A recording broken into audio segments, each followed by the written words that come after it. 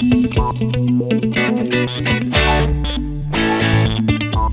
nakukuha sa greeting card siyang problema mo kay Marge. Naubusan na kasi ako ng sinasabi sa kanya. So? Dito ko lahat kinukuha, mga sinasabi ko kay Marge. Kaya pala parang Hallmark greeting card ka kapag kausap mo siya eh. Kinakabahan na nga ako, Gary. Paano kaya kung di nang mubra ang mga salitang ginagamit ko sa kanya? Puntahan na natin sa resort. Miss? Huwag na natin patagalin. Baka hindi niya ako kausapin. Ano bang balak mo sabihin pag nagkita kayo?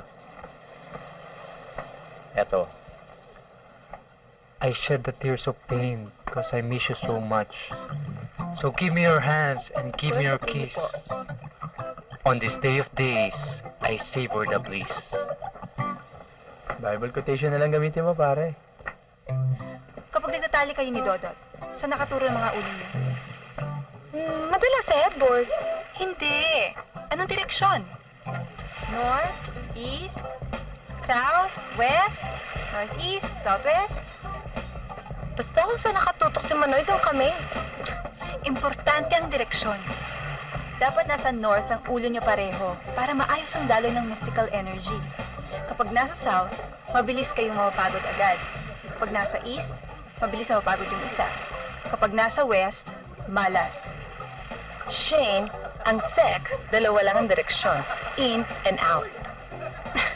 Importante rin kung saan nakalagay ang kama niyo. Ang sex, apektado yan ng feng shui. And one more thing, titignan mo rin ng mga nunal ni Dodot sa katawan. Watch out for moles near the navel. Ibig sabihin nun,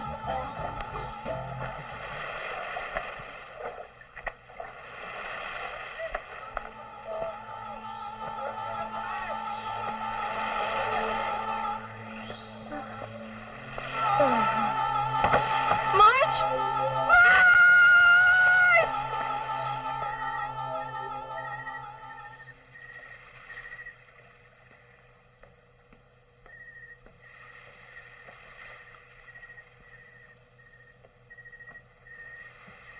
Nakita mo ba yun? Nakakaloka, di ba? Nanginig din ako. Part-time lifeguard yata siya dito eh. Pulungan lang akong lalaki nun ngayon. Sasama ko kahit saan na gusto. Ano ba? May sa demonyo yun, Marge. Dark spirit. Nakita ko yung gilagid niya kanina, maitim.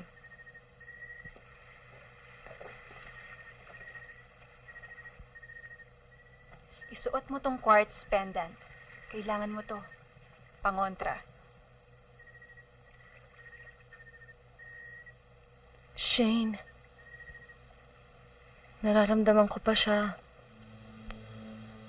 Naaamoy ko pa siya. Ulit-ulitin mo ang O.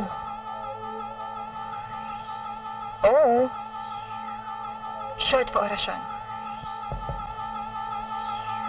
Kapesara. Pasera. Sera. Trabeso. Montebeso. Yokudu. Yokudu. Kepesara. Makasera. Ultrabeso. Yokudu. Yokudu. Kepesara. Makasera. Ultrabeso. Yokudu. Yokudu. Kepesara. Makasera. Ultrabeso. Yokudu. Yokudu.